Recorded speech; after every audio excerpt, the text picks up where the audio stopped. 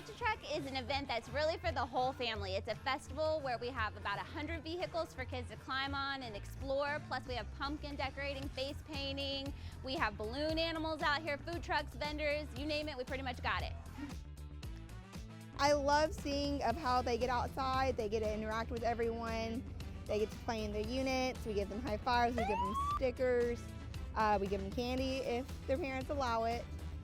Give them high five, they get to push all the buttons, and just the excitement on their face just makes everything worth it.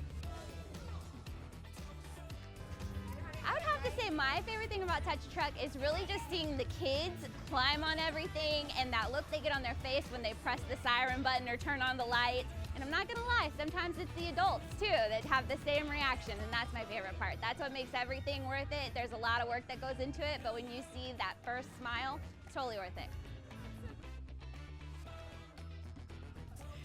Touch a Truck has been a tradition in Texas City for a long time, and every year it gets bigger and better. So if you haven't been out yet, this is the time to come check us out.